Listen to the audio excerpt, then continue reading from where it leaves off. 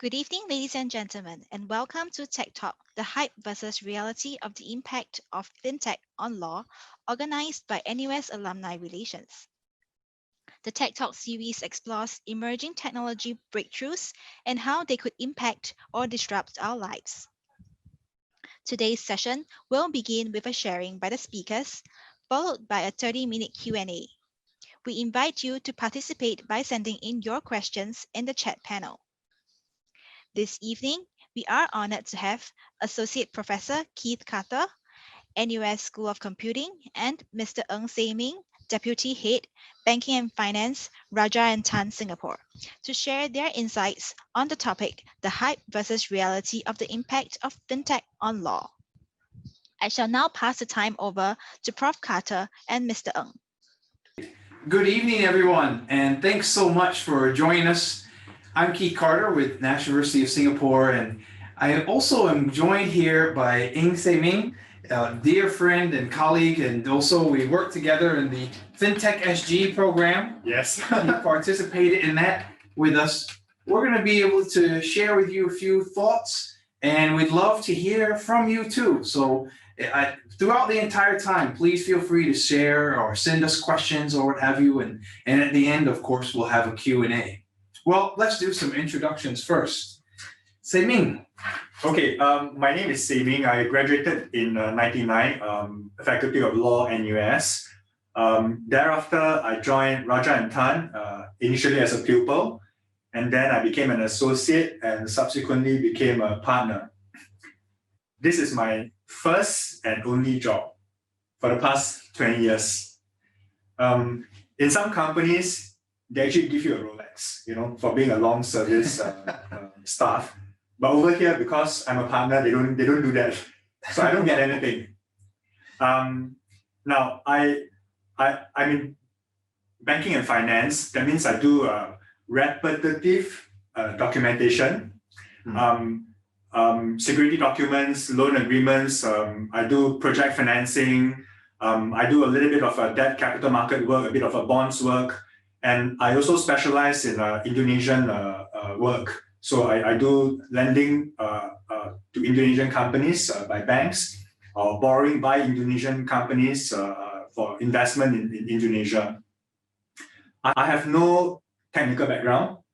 I don't know anything about programming before I met you.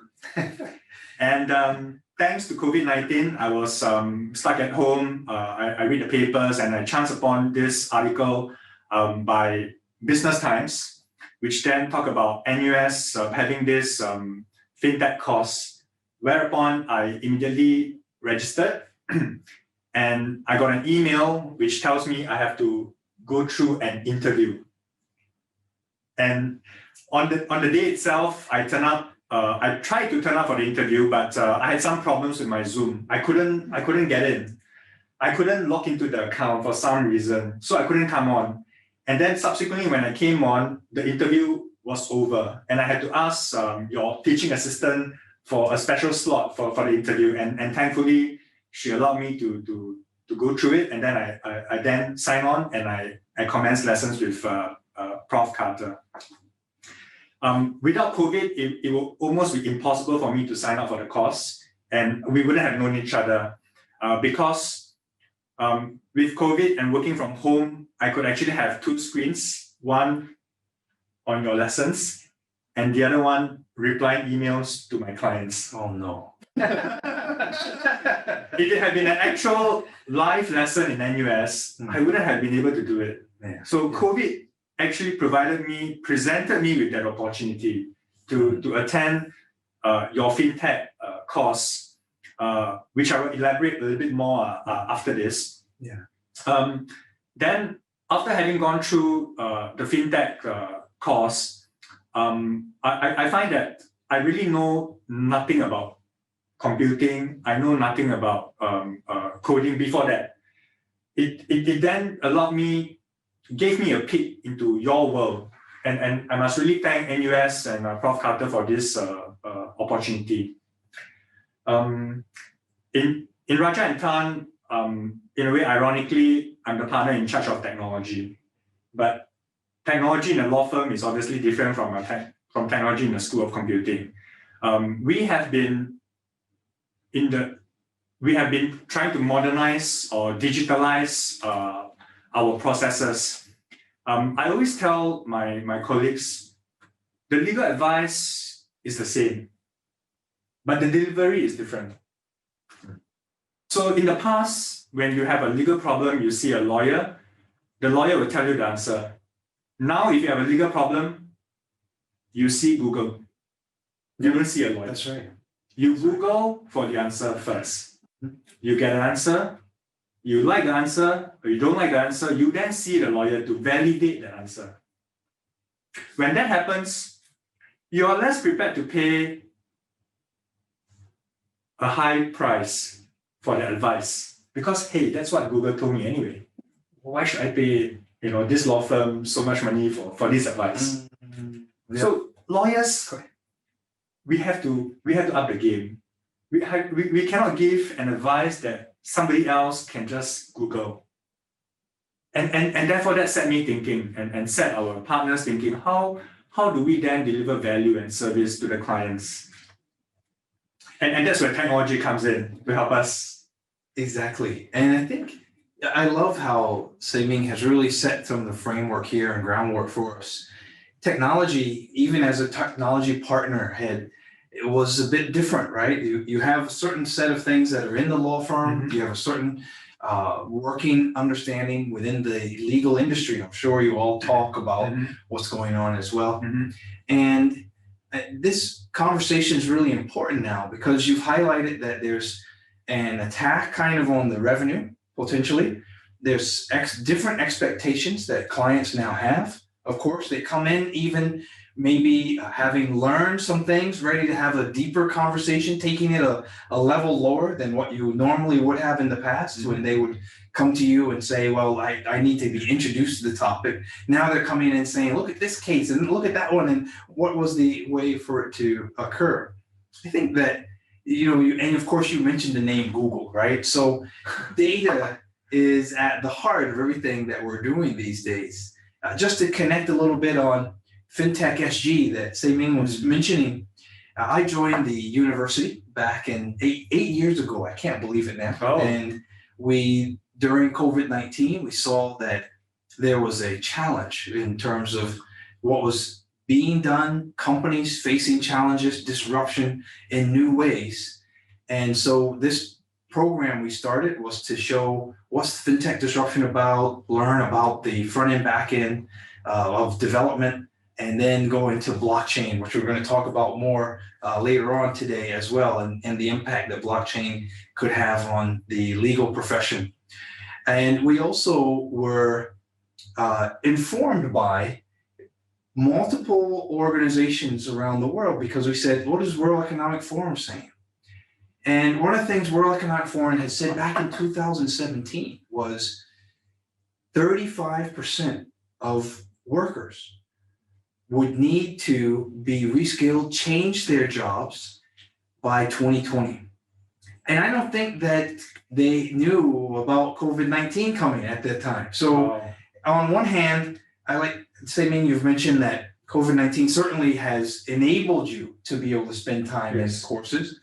But on the other side, certainly we've seen the impact on industries and companies that have been decimated really during this time. And we wanted to show them a way to move forward as well. So maybe move into the legal profession in new ways as well.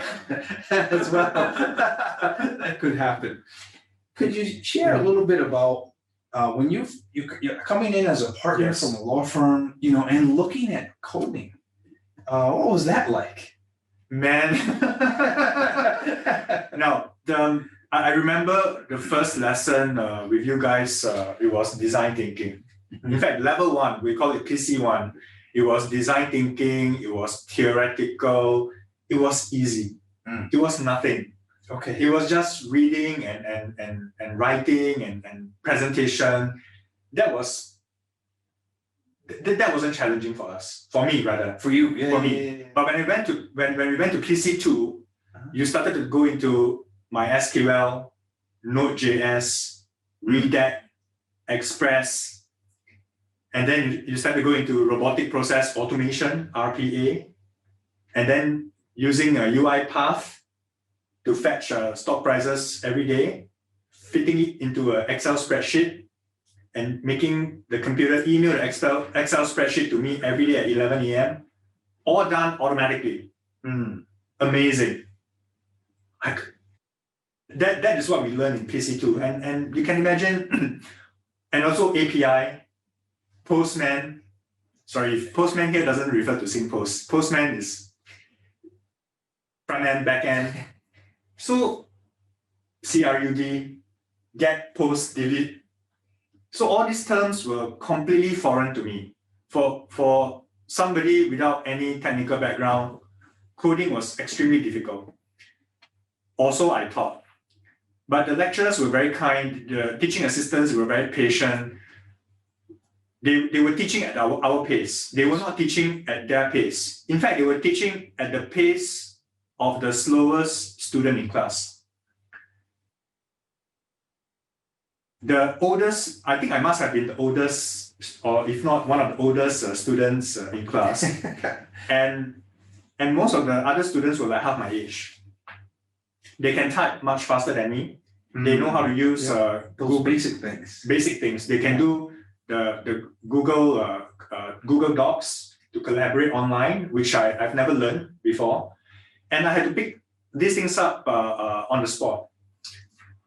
So on one hand, I learned something completely foreign, which is coding, the languages, using Visual Code Studio to learn CSS, JavaScript.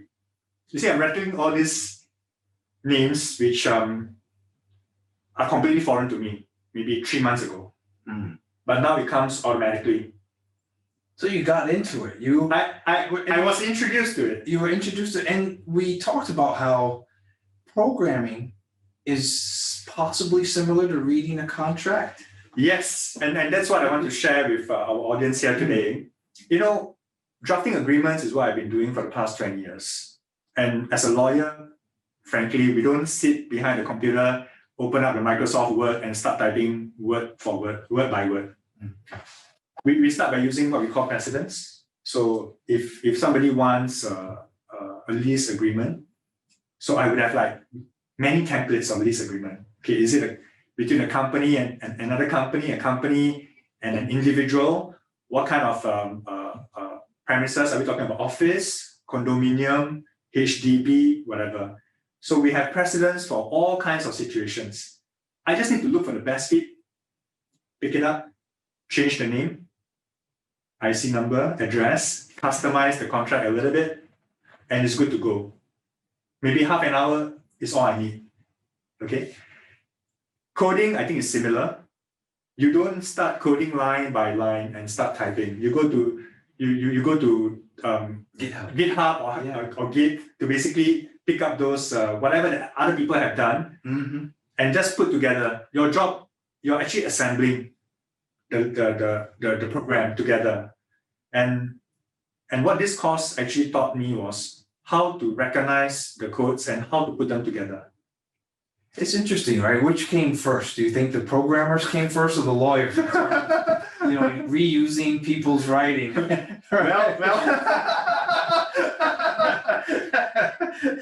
Well, programmers probably have to come after computers were invented, right? That's right. They had lawyers a long time ago. Exactly. So we were natural. So School of Computing copied the law in that sense. Yeah, we all copy each other. That's right. That's right. Best practices. We adopt, we learn from each other. And that's also something I want to share with our audience today.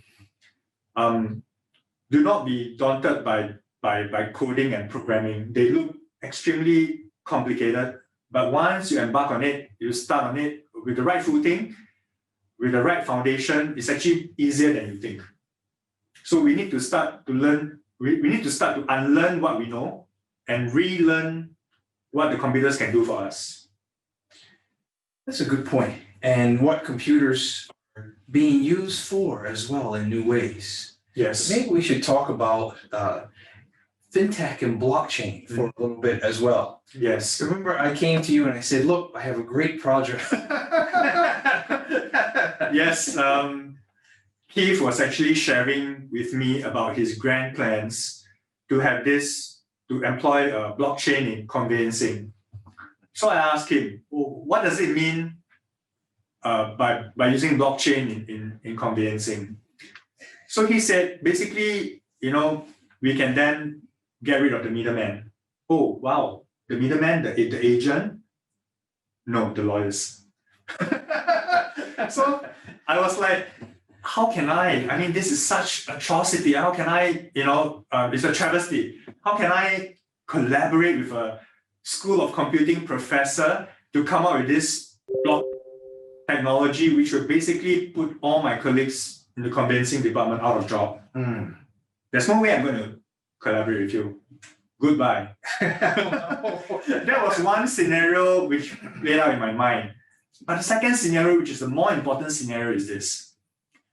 There are like 5,000 lawyers with practicing certificates. Give and take maybe 1,000. I don't know the actual number, but there are quite a number of thousands of them.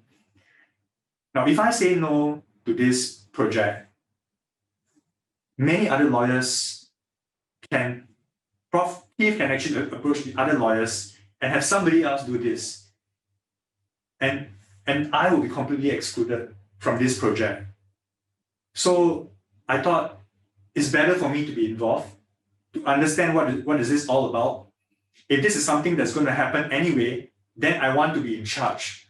I want to be part of it. I want to see how I can play a role in this platform. And I believe, and Prof. Keith, I think you have shared in class, that every time new technology emerges, something comes on, we actually have more jobs. More jobs, exactly.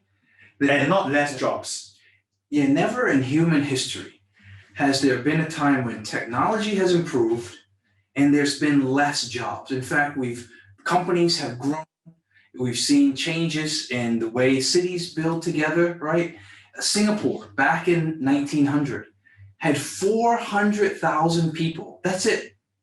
And the top jobs were banking, trading, fishing, farming, and law.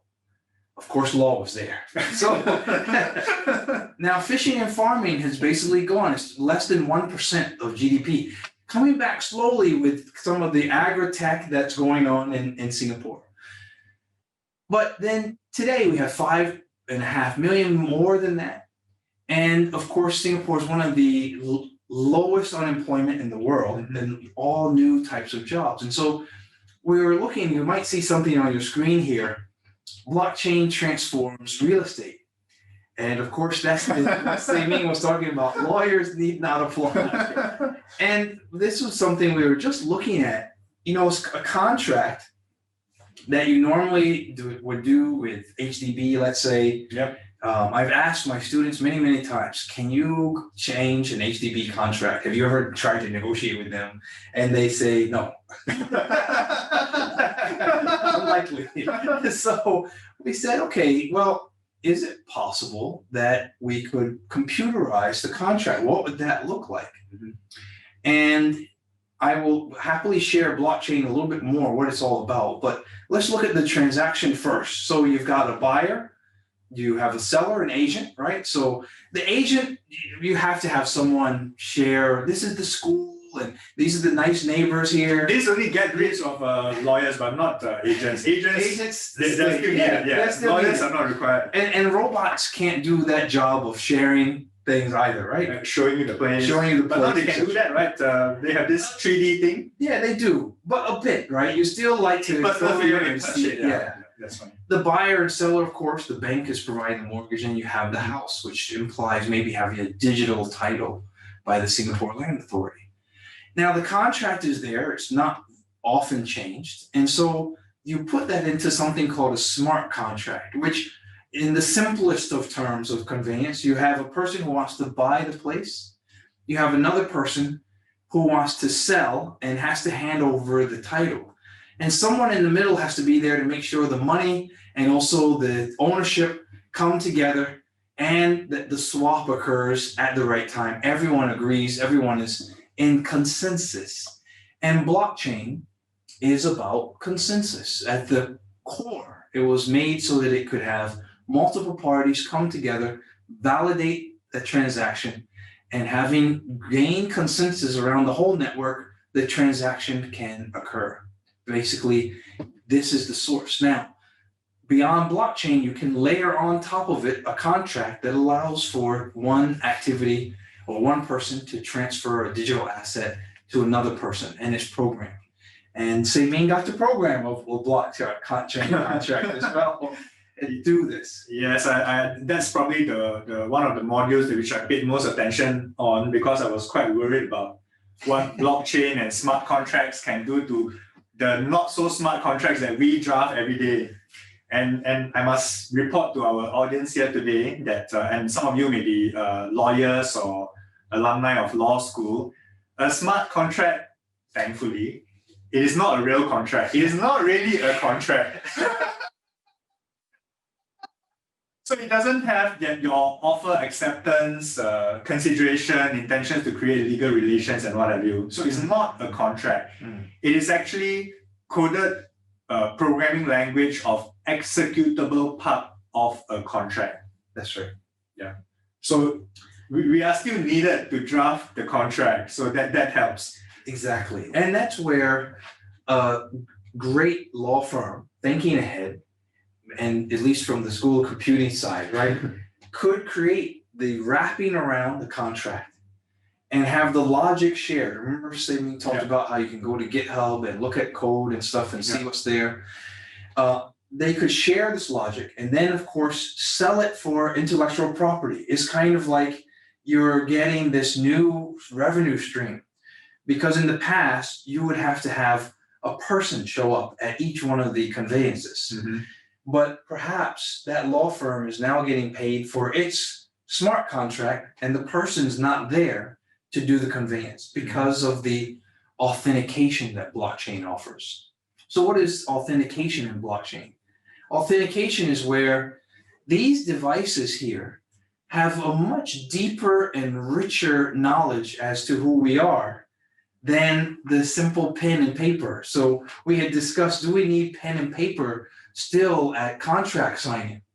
And of course, I introduced in class, I said, look, when I have this device and a smart watch, it knows perfectly who I am. It was with me when I was going to sleep last night. It went with me to work. It knows how fast I swipe. It knows who I chat with.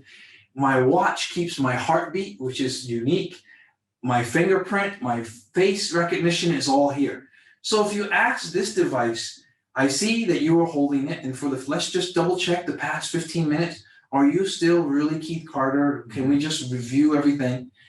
The amount of biometric analysis doesn't stop with face and fingerprint. It goes to weight, movement, everything else. There's 10 different ways to validate that this person. So you can authenticate the person internationally in a much deeper way.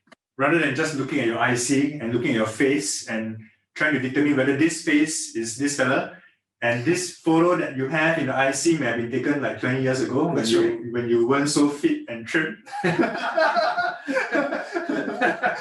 Hopefully it goes that way. You're right, Prof. Yeah. And so then the other aspect of the IC and the photo is something that's very strange, right?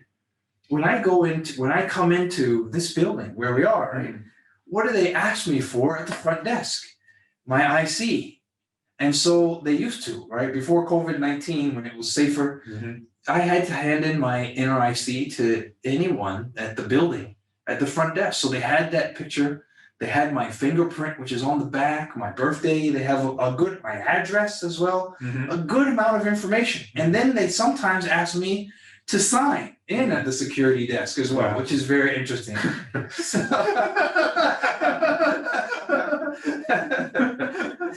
So it's interesting, FinTech and technology has allowed us to authenticate in new ways, has allowed us to apply that. Yeah. What do you think in the legal circles? Is authentication digitally coming soon? Are people?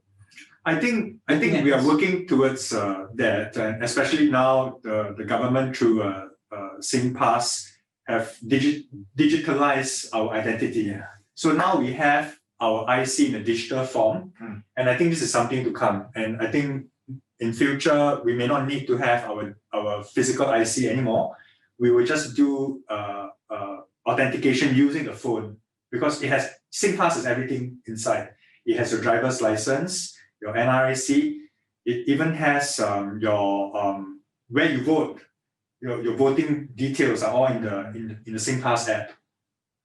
So you don't vote here, so you don't know, but it's all there. In the US, do you have something like SingPass, like a program? No, not. You have a social security card, Yeah, which is social security, which is your IC. right, but not necessarily aligned so automatically with where you vote. Each jurisdiction is It's very different. Yeah, So they'll send you a polling card and stuff. that's right. I would love to. There are some questions coming in as well, and just to pick up on this point of the IC though, cybersecurity. So FinTech, once we start to get all this data, and thank you, Gabriel, you can pull down the blockchain slide now. Once we start to get all this data, you end up with some cybersecurity risk. And recently there was a breach, right? Which one? In Singapore. Which one? A number of them. How is the legal profession kind of getting into cybersecurity or not looking at it? Okay, for our firm, we actually have, okay, this is a bit of advertisement here right now. We have a Raja and Tan Technologies, and knowing the challenges of the law firm of the future, we decided to be ahead of our competitors by investing in a big way in technologies. So we have this company called the Raja and Tan Technologies, where we offer a wide range of services. So we have e-forensics, we have Contract Art, which is basically a contract management tool. Helps you manage the whole life cycle of a contract, from the creation to the execution to storage and everything, all digital. And then we have, you mentioned earlier, cybersecurity. We have that as well, where we have a quick, fast response team. Whenever there's a cybersecurity breach, we will come in, we will help the clients manage the breach, to do the response to the breach, to mitigate, take down whatever information that's online. And then basically how we do it is that we will package it together with a cybersecurity firm that's outside in terms of the technical knowledge. So that's a big piece, and that's a big risk in going everything digital. And as you mentioned in class, cloud computing. So when you go cloud, it's all well and good, because everything is up in the data center. You can download whatever you want, anytime you want. Containerization, I think that's the word you guys use. Everything is there. But the biggest risk is cybersecurity. How do we then mitigate against cybersecurity breaches? It's through education. The people have to know and have to be educated, because your weakest link is the person who has user access and abuses his own password, or doesn't take care of his own access rights. And that's the biggest risk that we have. The person in the organization with a bit of the knowledge, a bit of computing knowledge, but not enough to fend against cyber attacks. I thought there was an interesting point also that you've made. A bit of computing knowledge, might not defend you from cyber attacks, but as a law firm, you can advise clients in a very unique way compared to accounting firms, right? Yes, this is an interesting aspect. We have what we call a legal professional privilege.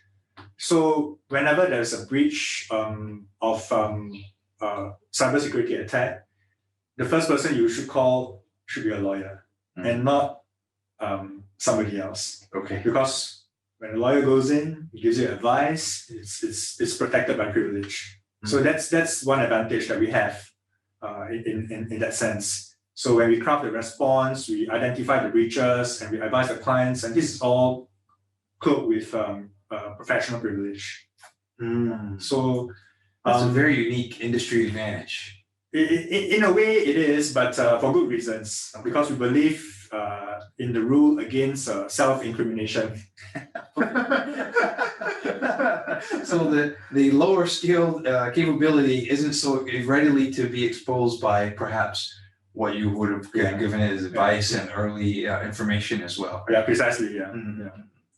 I mean, this is so interesting that long ago type of work, right, or laws that have been put in place can still be applied today to cybersecurity, but in a unique and interesting way. Yeah, that's right. That's right. In a slightly different manner. Mm-hmm. Yeah. Mm-hmm. But of course, you don't expect a law firm to be computer programming experts and all that. No. We do work with experts, and it's impossible for us to basically start a cybersecurity firm. But we work with cybersecurity people, and we have hired some very good experts within us to boost up our knowledge in terms of identifying the breaches and then doing the mitigation exercise.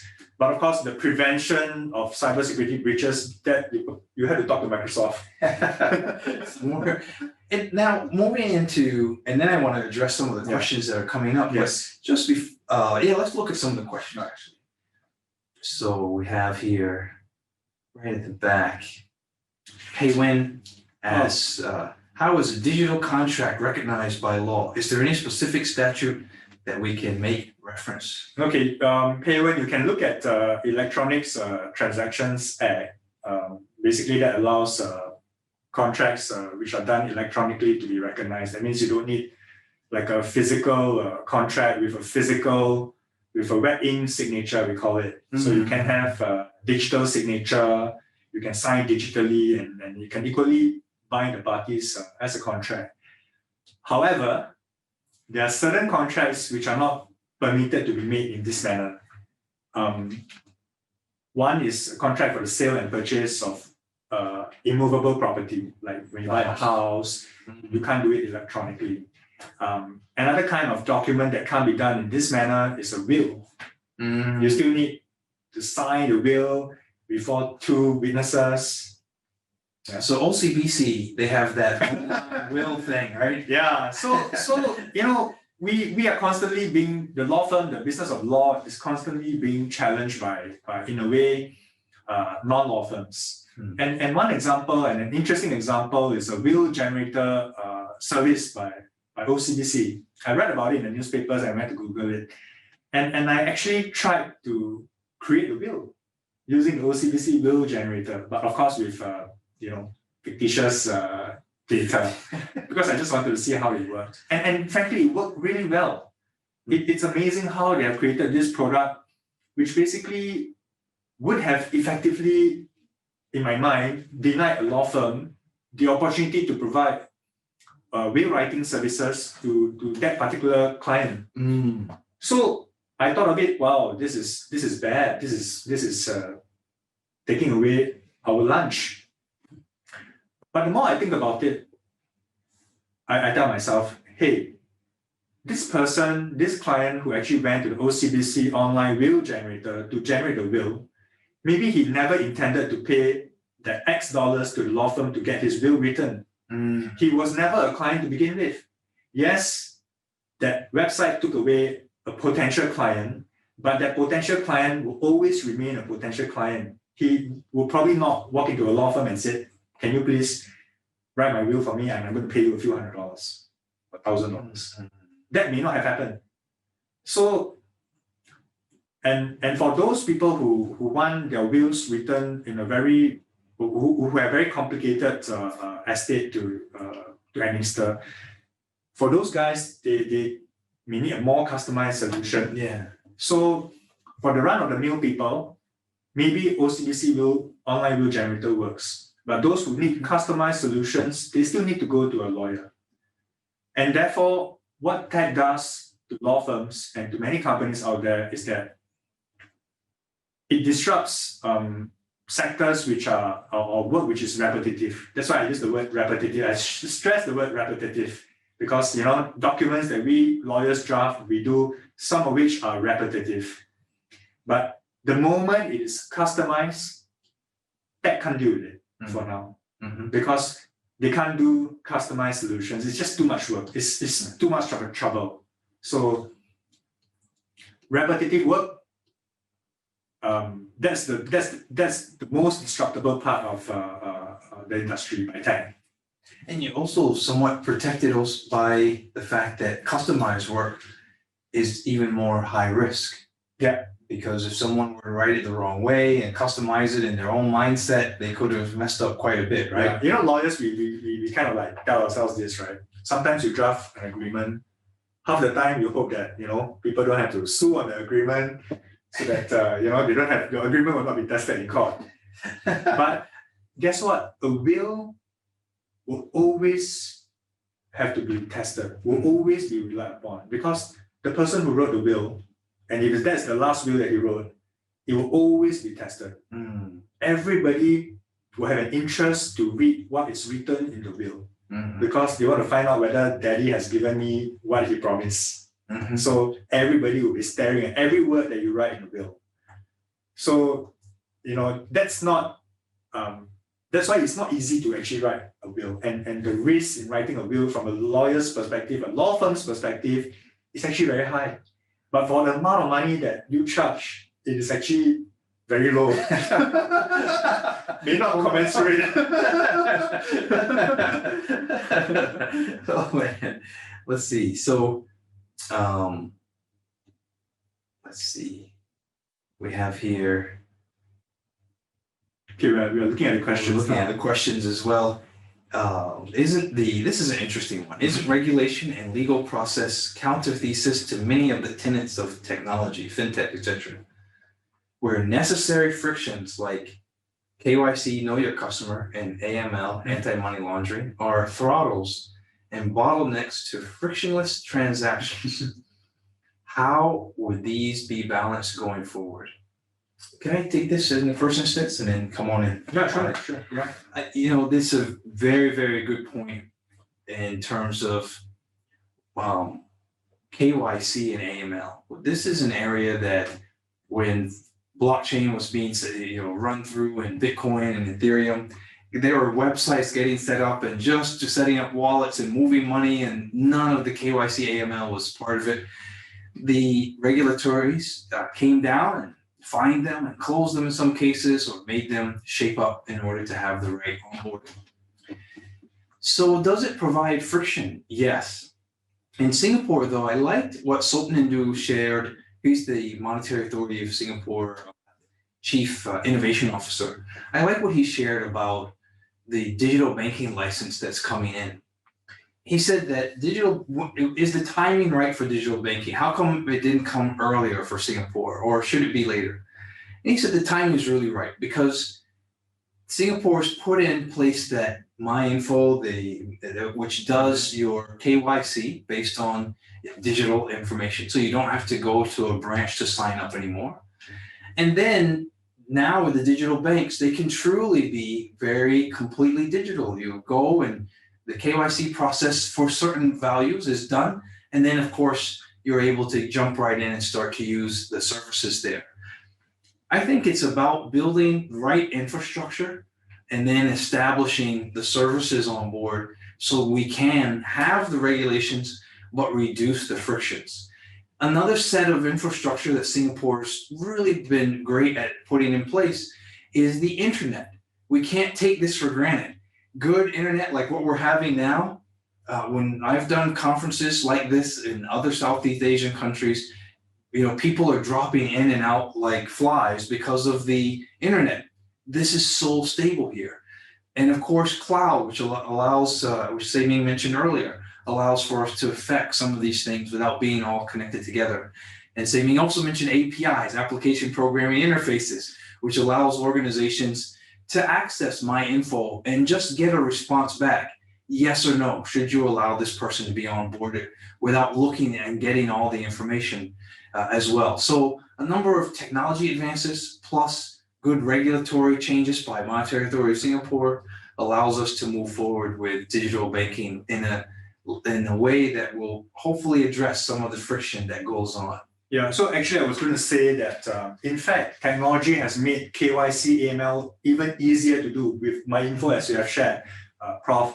And when I was doing attending Prof's class, I actually went to open a Bitcoin an account because I wanted to invest in Bitcoin.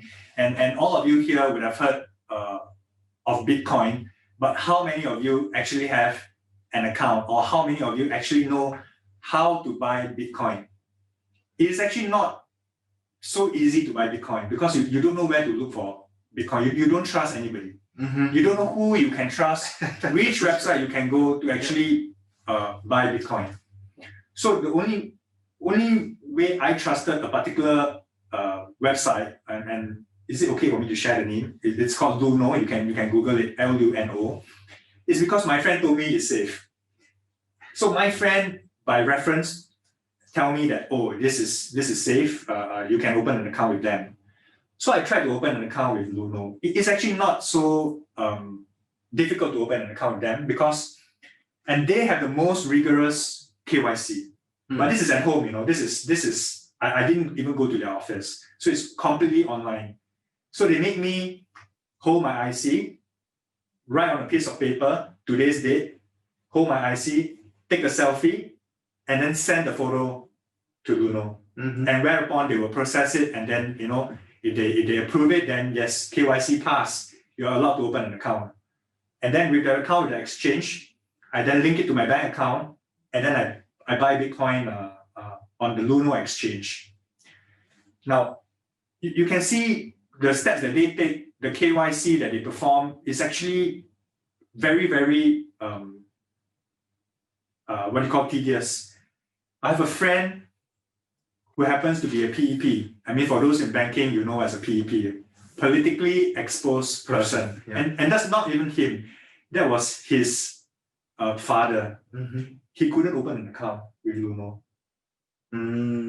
So They checked. He didn't disclose to Luno, but Luno knew, and they didn't allow him to open an account. So very interesting, the kind of KYC that they do. I was quite impressed. I remember. Yeah, and technology and KYC, banks were challenged. Have you validated that the person is not a politically exposed person? And so often, some banks, not necessarily here in Singapore, could only say, "Oh, I've looked on Google to check if they are PEP or not." Yeah. And with some of this technology and systems that are here, Straits Times, for example, owns one of the companies. They are able to look at and see the spider web of relationship and family connections that then bring out, oh, it just pops out. You put the person's name in, and it just goes through a list of checks. Are they PEP? They have other type of investments with sanctioned countries, etc. And so it's much richer than it had been before, and that's enabled by the database. Yeah. The ability to have the database technology that looks across multiple systems and people at one time. So pretty neat how FinTech is coming in and hopefully speeding up some of our verification and KYC processes. There's quite a discussion going on here about KYC as well. There's a question here around, is there a country, would you like to share which country has implemented digital contracts, and did they use blockchain? Which country has implemented digital contracts? Well, as I understand, Singapore itself does allow you to at least present a digital contract. I think firstly we got to ask what is a digital contract? Yes, is it a contract in an electronic form? Where you don't have red ink signatures and physical copies, or is it talking about contracts where you sign on using your iPhone, you go to the app, you download, they ask you, do you agree to this long list of stuff which you don't bother to read and you always say yes, otherwise you can't install and play your game or use the app. And if that's the digital contract we're talking about, then yes, I think many countries in the world have digital contracts. I don't know whether that's what they meant. Countries do accept that. Yeah, because in Singapore, like I mentioned earlier, the ETA, the Electronics Transactions Act, actually empowers people or recognizes this form of contract, which is a digital contract in a sense. Yeah. And one person asked, do I teach any higher level computer science mods that has CS2107 as a prereq. Well, what I teach is in the Masters of Computing, and in particular, intelligent systems deployment. And that's where I take machine learning and then to show the students how to have a machine look at multiple machine learning algorithms and decide across those how to get to the optimal solution for a problem, which is basically robotics but on your computer. And the second class that I teach is another Masters of Computing, which is about topics in financial technology. And we've had some great presentations by students as they looked at how to disrupt technology with FinTech. So thanks for asking. Yeah, so you can do a bit of marketing. And in fact, like I mentioned to Prof before we started this session, I was in batch 3 of the NUS FinTech class.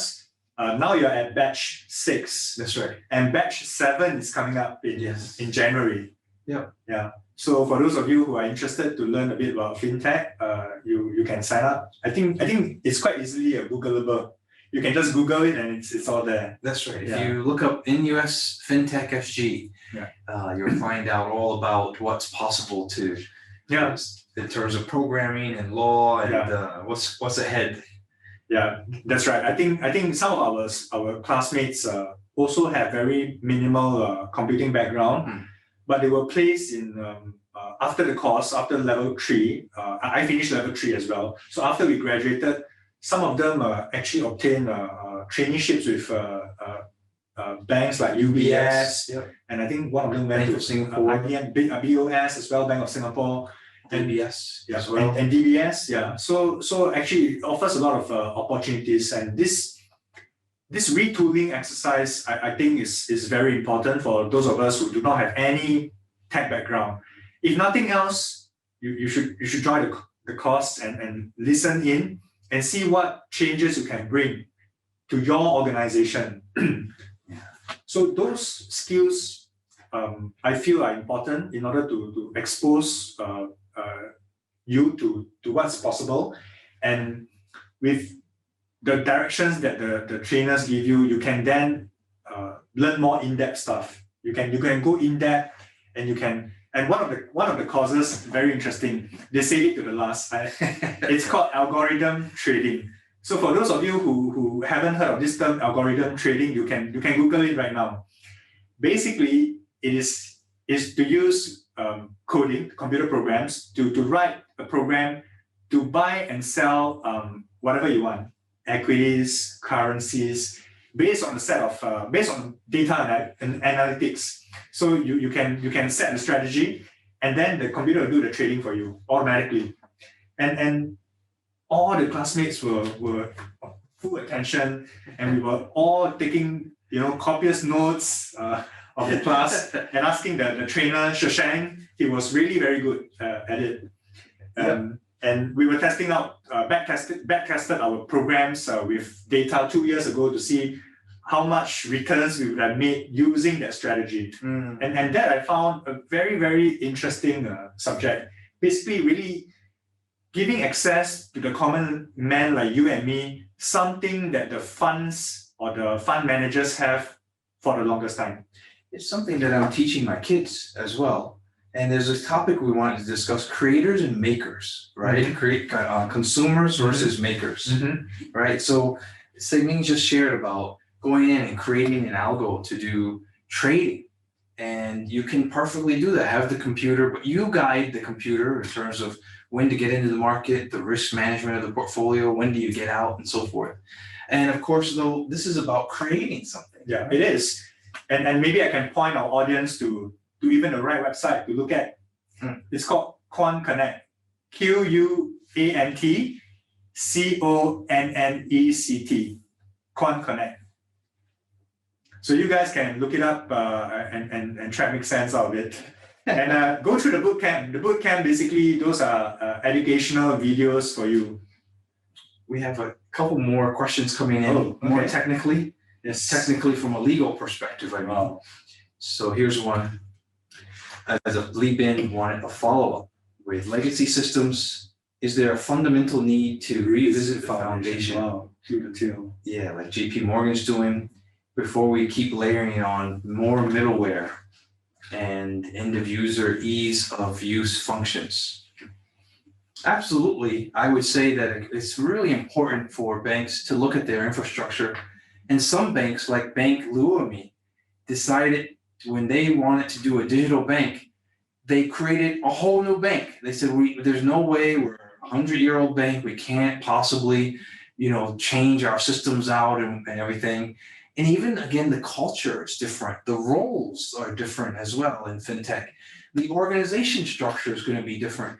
So they said, let's just invest and build a new digital bank in Israel so that way we don't have any of the legacy. And we can see that kind of, popping up now with the digital bank. If Singtel and Grab, they don't have any of the legacy infrastructure, and yet they're going to, while they've applied for a digital banking license, we'll see. We don't know if they will be having one yet. But if they do, you can imagine they're kind of starting off from fresh platform and can just set things up, which is why if you were to Google for digital banking jobs right now, you'd see that Singtel has them, Grab has them, and other names that you wouldn't really expect as well. Yeah, that's right. I think starting from scratch actually has immense advantages. Yeah. Like you don't have legacy issues. Exactly. Like you mentioned earlier. Yeah. Hui John Lim asked, is there a specific software that we'll be learning? Well, there's a lot of different software. And the interesting thing about school of computing is I can tell you now what we're teaching. But next year, everything could change because in computing, everything changes. So by all means, if you could share a little bit more of what you mean by, is there a specific software you'll be learning, then at least I could zoom in to share what that specific software is as of today. Prof, how things have changed so quickly in such a short time. I remember when I applied to NUS back in 1995. Meaning no disrespect to the School of Computing, it wasn't that difficult to get into what we call computer science in those days. Yeah. I think maybe 3Bs or so I can get in. 3Bs in A levels. But now I was told if you do not have 3As, don't bother applying. That's right. Everybody is applying to the School of Computing. 3As, and I think you throw in an interview. You got to like the guy's face for him to get in. The attitude must be right. Yep. So now you see the how things have changed, and I heard that School of Computing graduates also get paid like the highest starting salaries. Or one of them, one of the highest starting salaries. So it's a very heavily sought after skills that the people want, and that's in fact the future. So like I mentioned earlier, we really have to start to retool ourselves. Well, and on my career's future, out of 50,000 jobs, so that's across all, imagine this, across all industries, banking, food, F&B, every industry, 20%, almost 10,000 are IT jobs. So that's a huge shift. This retooling that companies are asking for in terms of talent is so high. And also when we met with Rajesh, who's your technology partner, he said, Keith, send us more people. We're at Raja and Tan. We need more technology people. Yeah. That was very interesting. Yeah. So what should a lawyer who's perhaps in their mid-career be thinking about? You always talk about myself. Mid-career, because you have another 20 plus years to go, right? Yeah, I do. And I was just asking Prof. Keith, can I do the same thing that I've done for the past 20 years? I don't really want to learn new tricks. I don't really want to do new things. I just want to open up my Microsoft Word and draft my documents the way I've been doing for the past 20 years. But he looks at me and said, no, you can't. You have to change, and the change starts now. I have to look at new ways to do my contracts. I have to look at new ways to structure transactions, new ways to deliver legal services to the clients. like I mentioned at the start of this seminar, the legal advice remains the same. The delivery is different. Perhaps it's not me doing the delivery, it's a robot. The client needs an answer, it goes on the internet, logs onto the Raja and Tan website, asks that question, the robot will reply to the client. I don't have to do it, I'll be sleeping. Exactly. But I'll do the programming in the morning Yes. to fit the content. Yep. And validate what the robot has said Yeah. is correct, or maybe you have some additional human context or experience Yes. to enhance it. Exactly. Yeah, I always like to say that this is a time when humans and technology need to work more closely together. It's not a time when you say, oh, we can automate everything, let's remove. No. It's here's 5 people we can automate and give them some more capability so they can be a force multiplier to attract more clients. And Raja & Tan is an international firm, right? So you're able to perhaps attract more clients, get more business because you've automated things, because the computer's writing drafts for you, and then you're looking over those drafts as opposed to you simply writing. Yeah, that's right. So, in the past, even now, law is kind of territorial. A Singapore lawyer practices Singapore law. An English lawyer practices English law. Malaysian lawyer, Malaysian law. But increasingly, it's the borders are blurred. So it's very difficult for anybody to police, and that's why in terms of the legal profession, we have a lot of alternative service providers coming into our space, accounting firms, some other or ex-lawyers who are not in practice. They set up their own platform. They churn out what they call precedent contracts, where you pay a certain fee. Every month or so, you can download those agreements for free. In fact, Raja and Tan, we have that, exactly. and maybe I just do a short marketing pitch. So if you Google Ready Docs, READYDOCS, readydocs.com. That's a Raja and Tan platform where we charge clients a fixed fee. I think it's a per month fee. They will have access to a lot of precedents, and those precedents are updated by us. So coming from a law firm, people find a lot of credibility in using our agreements or the formats of our agreements. So we reckon this will in a way cannibalize some of our work, because our colleagues will then not be able to offer the same kind of services or perhaps at a higher price to the clients. That's right. But we feel that if we don't do it, somebody else will do it. That's right. So better we do it, learn about it, be in control of the platform, enhance it, and hopefully one day, if not today, it will then be the dominant website where people go to get a very run-of-the-mill contract. But for customized solutions, please still come back to Raja and Tan.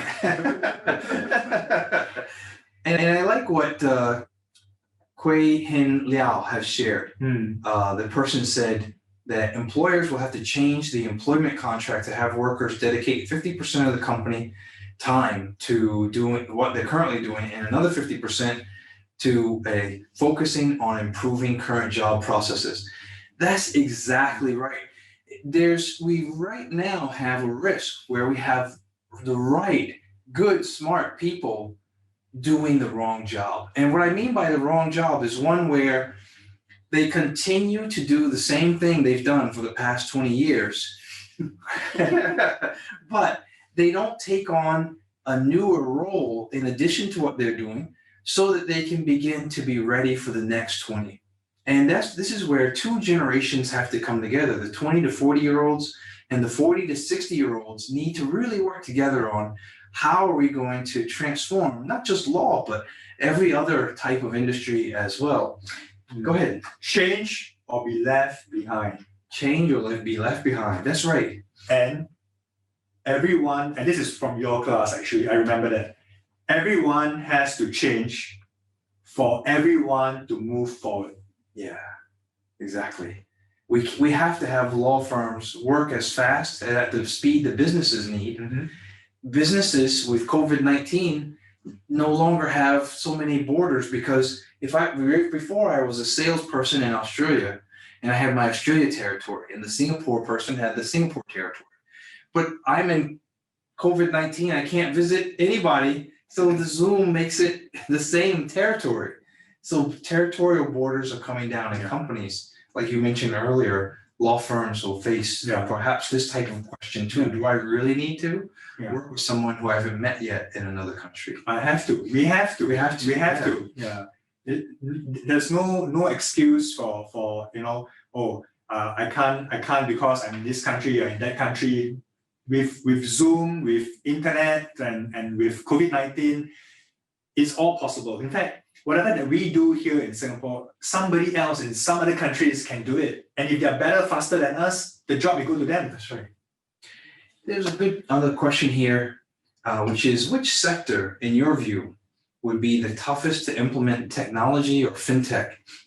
And I'm glad it's not my question. From a lawyer's perspective, thanks, Pei Win. And what are the major roadblocks you foresee in this sector, whichever one you think might be the toughest to get technology into? I have no idea, man. But I think the most difficult sector to actually have technology is a sector, whichever that is, whether the mentality can change. The people must change. The people must want to embrace technology. I don't think there's any sector that one can say is difficult. In fact, let's set an example. Medicine, doctors. Can doctors implement technology? Some will say, no, of course you need the doctor to be there. He needs to physically examine you, take your temperature and all that, stick your tongue out. But COVID-19 has shown that. I think there's this company called, is it White Coat? WHITE-COAT, White Coat. Doctor Anywhere. Doctor Anywhere. They can do consultations over the phone, basically video calls. And then they will evaluate you, and then they send medicine to you by delivery, maybe Grab delivery or something. They'll send medicine to you. Of course, they cannot do detailed examinations of you, but certain parts of medical advice can be given to you using digital tools.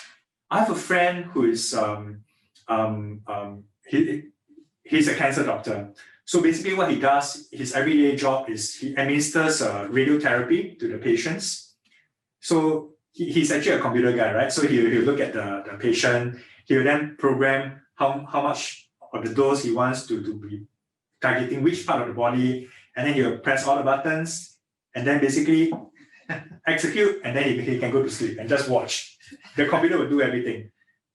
Now, so for him, he told me, actually his job is at a high risk of being disrupted because he gives the human input, but a computer that learns from data from tens of thousands of patients all over the world and evaluate the effects of that particular regime or particular dosage will then come to basically the best, so-called best formula, or to get the best outcome for this particular patient. So that's in a way, in his mind, wow, looks like, in years to come, they can move my cheese. So I better watch out for myself. So he is also concerned about this. Fair concern, right? Fair concern. Yeah. Highly data sensitive, needs a lot of good data, and maybe even data that's so rich that as a doctor it'll be difficult. Right now as they're visualizing it, but behind that is a whole additional layer. I think there's an interesting point here, and Pei Win, I just want to highlight something to you. I'd like to say that there's every industry can be disrupted and can accept disruption. Siming said that, it's a mindset. Will people change their mindset? So I was thinking at first, maybe mining is not such an industry where things would change. But then I'm reminded about Rio Tinto. Rio Tinto has had automated, self-driving, huge coal and mining trucks for the past 10 years. So they literally just go and move automatically. There's no driver. They send drones into their mine shafts. They're way ahead, and they do a lot of data analysis. So maybe it's not by industry, but maybe more by company. So let me juxtapose Rio Tinto's story with something I saw during the US elections. Sorry to bring in, but maybe to make it something. There was a lady being interviewed in the coal sector in Pennsylvania, which is one of these battleground states, they call it. And the interview went like this. I was so shocked. So she said, well, what will the president do for you? And well, our family's been a coal miner for the past 3 generations. Okay, and how's this, what do you want to do? Well, I want to continue to be a coal miner. And how has the current administration helped? Well, what they did was they allowed us to go in and mine dirty coal. They allowed us to, and I was just sitting there like, this is interesting. And so the person was so adamant about staying with and also going and mining dirty coal, which was very fascinating to hear someone wants to do that. But there was something very much missing from the conversation, which the commentator never got to. Here's an alternative. So if you just close the coal mines, you end up with a group of people that don't have a position, right? What we need to do is make sure that whether it's law or construction or anything, when we bring in new regulations or changes in technology, we have to think about, well, what is the next thing? What could people be learning? Mm-hmm. So I sat back and I said, I wondered, is the school system in that part of Pennsylvania ready for robotic process automation? Do the teachers know how to teach programming? Are they going to help onboard people to new technology as well? So yeah, this is where your doctor friend is too. Like, what happens if the computer does this? What happens to their job? Yeah. From a policy perspective, we need to think through what's next. But Prof, this has happened before, right? I mean, in the past, we were using typewriters, and suddenly we have computers, and then we find that, oh, it's actually faster to use computers. We don't need to type. No. So if you happen to be in those days, you have like a typing pool, people who are just fast at typing. So they would then have to learn to use the computers. So I remember when I first started practice, we were using a lot of fax. But these days, even though if you see my email sign off, there's a fax number, but for what? No one sends me any fax. Yeah. If they want to send me a document, they just PDF the document and email to me. Mm-hmm. So nobody sends fax anymore. But for some reason, our name cards, we still carry fax numbers, such and such. Yeah. Yeah. Some things are hard to change. Some things are hard to change. But if I'm a fax machine manufacturer, I better get worried. Yeah. Right. What do you think about, and worry is key too. Mm-hmm. What about lawyers? Lawyers, hopeful lawyers. They're in school, they're studying. What should they be learning now while they're still doing their LLB and other things? Yeah, I think if I were to start, if I were to be a law student today, I must learn some computer language. Mm. I would learn Python. Maybe I learn a bit of TensorFlow, so that I can try and use these languages in my work to try and code some of my agreements and to try and improve some of the processes, because law is still very, in a way, manual. Mm-hmm. It's still very clumsy, it's still very slow, it's still very behind. So I think a good lawyer, in fact, now that's what I told our HR people, our recruitment committee, to look out for lawyers with a bit of a coding background. Really. Wow. Because we think that this is the future, and we need people like that who are able to switch between law and technology very quickly. So that's the kind of people that we are looking out for right now. You heard it first, folks, here. That lawyers need to have some of the programming background as well. We'd love to hear your thoughts on this.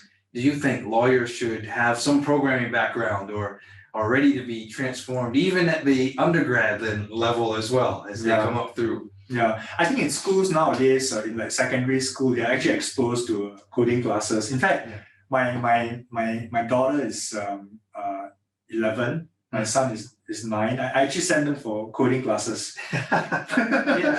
And all students at NUS now get some coding class as well, to be honest with you. Every faculty. Yep. Well, what kind of language do they teach? Do you know, in those coding classes? I'm not sure. But probably like basic stuff, HTML, JavaScript, CSS and stuff. They probably take on things like either Python, or JavaScript. Yeah. Mm-hmm. And I think I have a nice question here. Do you think which one? So let's talk the last one first. Do you think basic computer language should be a subject taught at high school level, like a second language subject? Absolutely. I think they should start those kids when they're young. That's right. And I think, unfortunately for Singapore, and I'm not sure whether I'm generalizing here, we kind of lost out one generation of computer programmers, because in the 2000s, in the late 1990s, we were focusing a lot of, the glamorizing investment banking jobs, and everybody was going into banking because it was like, glamorous, champagne, business class travels, etc. So the students were then going into business administration courses and all. And that's why computer science wasn't very popular. Yeah. But now tables have turned. It's the other way around. Like we have shared earlier, you need 3 A's to get into computer science, and even then you need to have an interview before they will take you. And do you see from your experience a lot of bright students in a new intake? Yes, indeed. We see for both the master's side, more students coming in with some computer background, but still a good amount of mid-career in the MComp who don't have a computer, like a programming background. They have some technical. So there's an opportunity there for sure. The other is for kids. This time, like you said, we've lost a lot of nations have lost a generation, actually. Yeah. And it's up to parents to make a choice. Can I send my kid to some interesting programming class? Can they learn Scratch, which is by MIT, a graphical programming language? Scratch, yeah. How do you spell it? Scratch. Like Scratch, Okay. yes. Okay. Yeah, it's a really good language for kids to learn and to get into. By doing, in fact, one of Shashank is one of our instructors, and he sent his kid to programming class. The kid's 5 years old and has already gotten a certificate of programming a game. No way. Yeah, so Shashank is laughing. He said he can't read, but he can program. That's very interesting. So that's a bit over the top. That's right. And someone, Po Young Pang, said, I think typing skills are more important than computer language at a high school level. That depends. We keep at school computing trying to get rid of the keyboard, actually. And the keyboard's been with us since the 20s, I guess, or so. And the keyboard won't be with us forever. Right now, say Ming and I, we use the Google Talk, right? Anytime we want to write something, we just talk. So the idea is really to, get rid of the keyboard and get us into the programming side where we can just literally write things up as well. Yeah, but I agree that typing is important because personally, I cannot type with all 10 fingers. Maybe 2 fingers on the right hand and 3 fingers on the left hand. That's like my maximum. So I'm actually very slow in typing, and I can imagine if an examination is based on when you give the answers, you have to type the answers, and if it's based on that, then I will lose because I'm slow at typing. So I actually got my kids to learn typing the proper way with all 10 fingers. Very good. Yeah, and the discipline. Probably for another generation, another 20 years. Probably can survive. In here. Yeah. But after that, it's all. Right. Yeah. All voice all and voice. Maybe something even from your mind too. Wow. The Elon Musk's neural chip, right? Yes. And I like what Daniel said here, that programming really trains the mind. Mm-hmm. That's true. Autocorrect has actually worsened grammar. Spelling, yeah, definitely. I'm guilty of it actually. we rely on autocorrect. Yeah, to highlight the things that are wrong. Words that you don't normally spell, or you may get it wrong, like diarrhea, How do you spell diarrhea? How many H, how many R? That's right. But don't worry, iPhone will correct itself. We used to have to memorize it though, because the only other way to spell check was to go to the dictionary. Yeah. And it was a big dictionary, and it was getting bigger and bigger, Yeah. right? There's too much effort now. So we have our generation is we'll call it lazy, right? That spell checking is done by the computer. Yeah. But the next generation is going to expect that the computer does it and does it well. Mm. So there will be this, again, distance between the creators, the makers, and the consumers. There'll be, again, the distance between countries and people that have access to all this technology and forget about, literally, memorization. But you see, you are in the basically the teaching profession, right? Right. You know, in schools, we always make the kids memorize stuff. Yes. You know, remember this history, this and that. But in the real world, everything you just go to Google. You just trust and believe in Google. Yeah. Nobody needs to remember anything because everything is remembered by Google. And then we lose the critical thinking too. Is what's on Google real? Real, yeah. Right? Yeah. When we depend on that system so much, we can really lose the critical, nuanced thinking, like to ask the question, is this right? Is Wikipedia true? Is this really what happened in history? Maybe you need to come up with a program or a software to basically authenticate. If you see a tick, a green tick, that means it's real news, it's not fake news. This is going to be very impossible because it depends on who's running the news that decides that. Yeah. Whether you're Fox or you're CNN. Yes. I won't go too deep into that topic. So someone said what's the programming and such? What are some basic programming skills that are necessary? And yes, I would say I agree with what one of the folks in the audience said, that Python is a good fundamental language and JavaScript is a good fundamental language as well.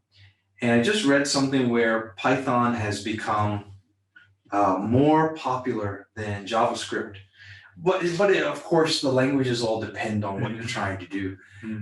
You know, if you do algo trading, for example, you can do it in Python, but you need to move to C or some compiled language so it's faster. Python's not compiled, for example. So there's technical nuances and also the type of thing you're trying to do. You know, looking at a database, you still want to use some of the database languages as opposed to general language like Python is. So there's different, choose the right language for the right tool. Yeah, and that's what we learned about in the FinTech SG course. We teach toolkits. Here's a toolkit that the types of languages you're trying to, make a front end. Now here's what you learned, right? You went through the front end toolkit and back end. Yeah. Yeah.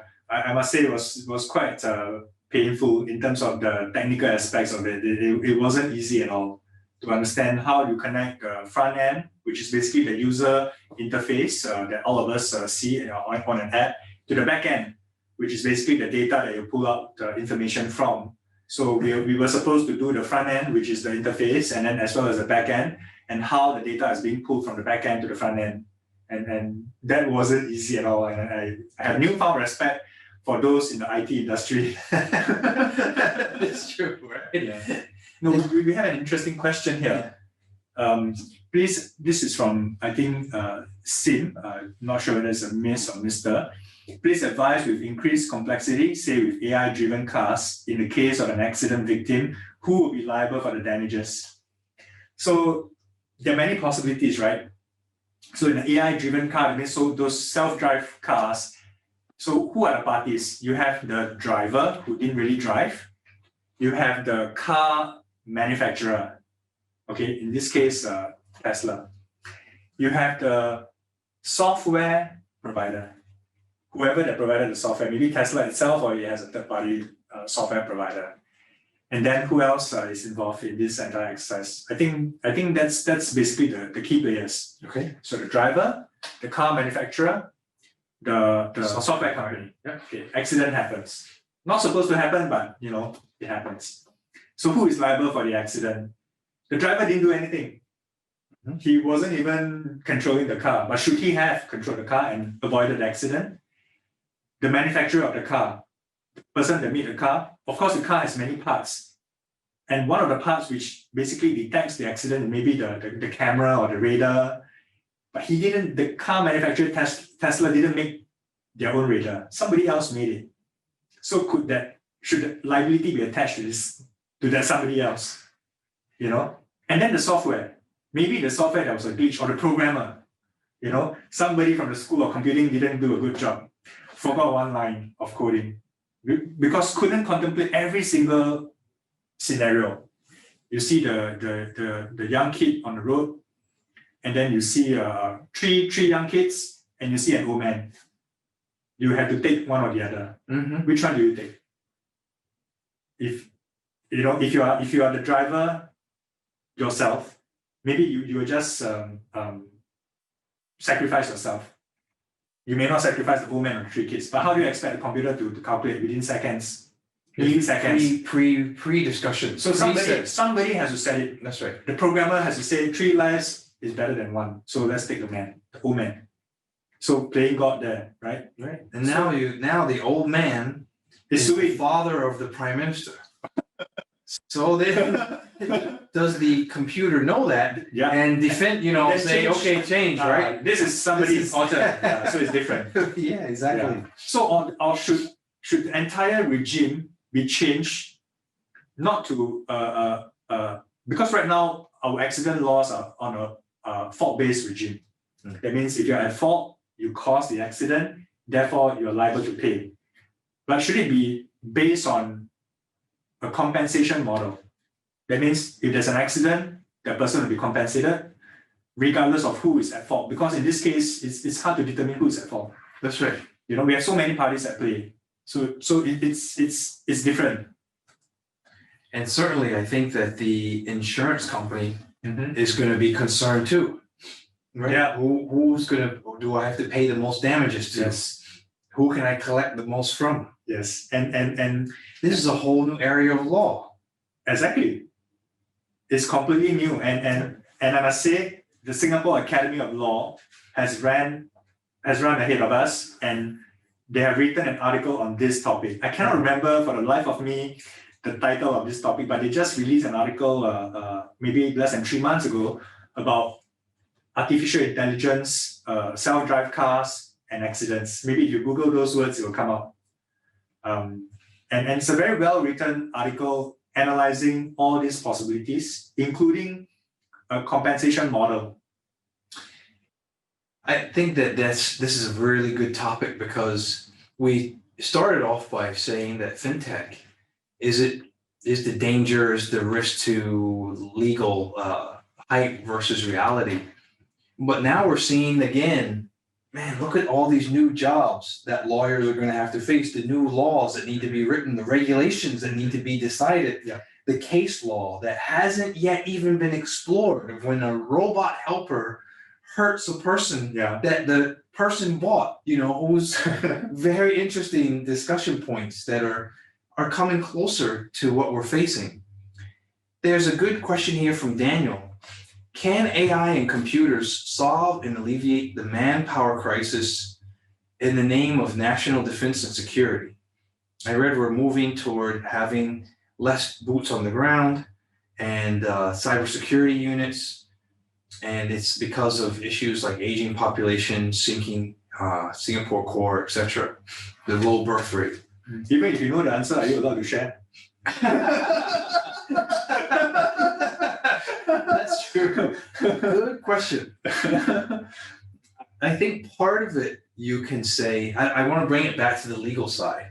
So imagine that now the military or any company has a drone that, because of manpower shortage, especially in Japan, right? They have a tremendous manpower shortage, and a drone ends up hurting somebody. Who ends up being responsible for that? The person who flies the drone? If the drone is flying itself. The drone has been programmed to inspect the outside of a building, and it's just doing the inspection and happens to run into somebody. The person who owns the drone? The person who owns the drone, okay. I suppose the person who owns the drone and is kind of responsible for what damage the drone did to others.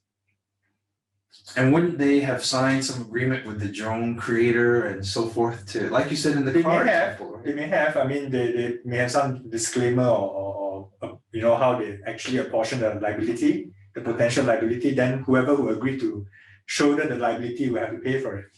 So drones are becoming more popular now. There's actually, in the US, there's a drone that's being sent around to people's houses when they say they have COVID-19, Oh, and it goes and inspects them.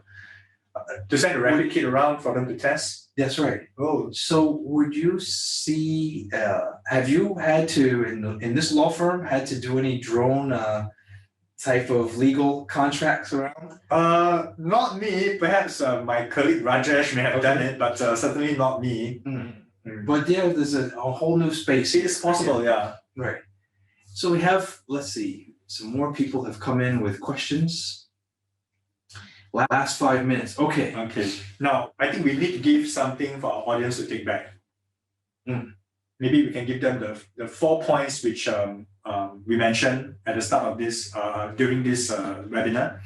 First, change or be left behind. Second, we have to unlearn and relearn. Okay? And it's easier than you think. Third will be everyone has to change in order for everyone to move forward. And finally, I mean, from a legal perspective, legal advice remains the same. The delivery is different. You want to give some concluding remarks, Prof? First, I think that those are really good points. Change or be left behind. And what we've seen is from 2001, the original market cap companies in 2001 were GE, Citibank, Exxon, traditional companies. Just 15 years later in 2016, the top market cap companies were all data-driven companies. Apple, Alphabet, which is Google, etc. And in 2020, the market cap of those companies grew by 3 times. Apple went from 500 billion to 1.5 trillion in 2020, and of course it's gone even higher. And so what we've observed is just in 20 years, from 2001 to 2020 now, the largest market cap companies, the companies that are hiring the most people, the companies that are creating the most new roles and jobs are not the traditional companies. So when Ming said change or be left behind, it couldn't have been a more serious statement for us to take away from. And I like what some of the folks here have been saying. We have to change in all areas. So we have to change across many industries, whether it's construction or law. We also have to look at education very carefully and make sure that the right things are being taught, the right way to think is being taught, even at the undergrad level for lawyers, new lawyers coming out. You can't stay the same as a mid-career lawyer either. You have to learn FinTech now. If you're a lawyer in your 30s or 40s, now's the time to learn programming. Yeah, in fact, whether or not you're a lawyer, if you do not have any programming knowledge or background, you have to learn FinTech. You have to see what's coming and how it affects your respective industries. And it's coming whether you're anticipating it or not. It's coming. So better you retool now if you have the time to do so than to wait, for the pink slip to come. That's right. Do they still use the pink slip? The digital one, and even consider the real estate example. In terms of buying the house, right? What are the things that might disrupt your industry now, or that you can play a part in disrupting, like we discussed? Better to play a part in it than to be disrupted later on. That's right. All right. Well, listen, thank you so much for being with us tonight. I hope you've been able to take away some thoughts, some ideas that you may have. I'll put my LinkedIn here. I don't have LinkedIn. You have a LinkedIn. And what happened when you put in your LinkedIn, when you signed up for your fake LinkedIn? I because Prof, he wanted me to watch a video, and the only way to watch it is through a LinkedIn account, but I don't have a LinkedIn account, and I didn't want to open or set up a LinkedIn account with my real credentials. So I have a pseudonym, kind of a Gmail account, which I then use to log into his LinkedIn account to watch the video. And after I'd done that, the computer just prompted me to ask me, do you know this person or do you want to be linked to this person? And all the people that they have prompted are all people that are known to me. I know every single one of them. So it is amazing. It is scary how LinkedIn, by the way, who owns LinkedIn? Microsoft knows everything about me, even though I tried to log in using an account which doesn't bear any part of my name. So, there you go. These companies have all your data. That's right. And All of your data. And before we round off, there's one Netflix movie I want to recommend that our audience watch if they have not already done so. Okay. It's called The Social Dilemma. It's a very interesting movie or documentary and talks about how your data is being mined from people. Social Dilemma is a great thing to go ahead and watch as a movie. Mm-hmm. And if you want to read a good book, I'd recommend The Fourth Turning, which is by William Strauss. This will really goes back over the past several generations, 100 plus generations, 100 plus years, 4 generations, and talks about why are we where we are right now, the difference in the 70-year-olds who are running things and the 20-year-olds who are so angst-ridden, and what's happening in society today, why it's this great dichotomy that has occurred. So definitely a good way to look at it. I've put my LinkedIn up here. Daniel Segming doesn't have a LinkedIn. Not yet. He's against LinkedIn. Remember, this is the only job I have. If I start to put a LinkedIn, my partners will be wondering, am I looking for another job anytime soon? That's right. So thanks again, everyone, for coming tonight, and look forward to keeping in touch. Thank you. Stay safe. Thank you, Prof. Carter and Mr. Ng, for sharing your insights and expertise. Thank you, audience, for supporting today's online session of the Tech Talk series organized by the NUS Alumni Relations. Stay tuned to the Alumnet website for updates on other upcoming events. Take care, keep well, and stay healthy.